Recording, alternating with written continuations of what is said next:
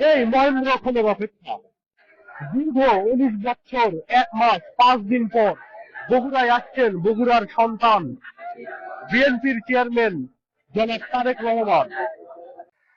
দীর্ঘদিন পর দলের শীর্ষ এই নেতার আগমনকে ঘিরে নেতাকর্মীদের মধ্যে দেখা দিচ্ছে ব্যাপক উৎসাহ উদ্দীপনা।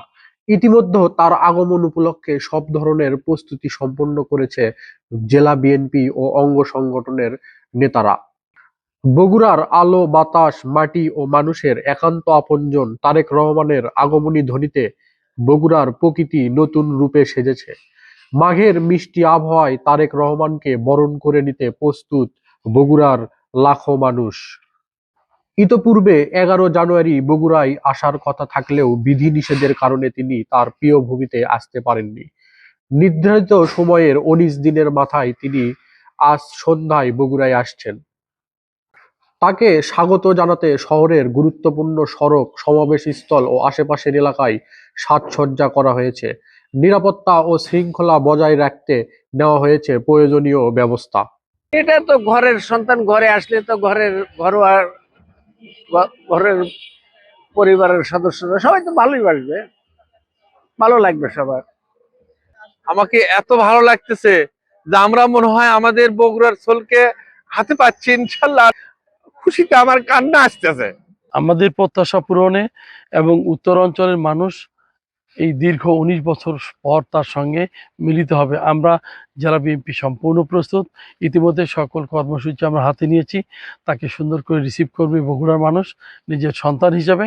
তারেক রহমানকে নিজের সন্তানকে যেভাবে গ্রহণ করে বগুড়াবাসী সেইভাবেই আমাদের প্রিয় নেতা জনাব তারেক রহমানকে গ্রহণ করবে।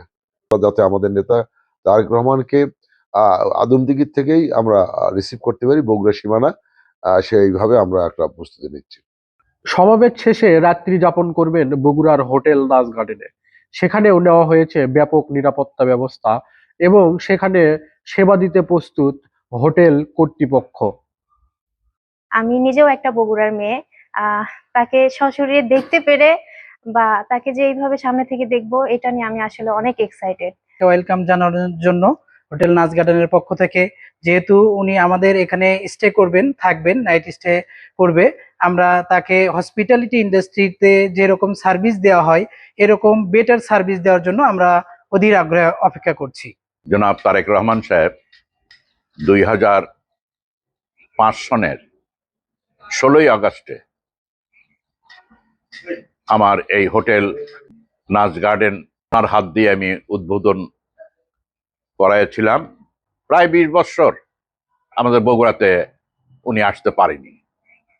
আজকে 20 বছর পরে উনি বগুড়াতে পা দেওয়াতে বগুড়াবাসীর সঙ্গে আমিও আনন্দে একরকম আত্মহারা অবস্থায় আছি।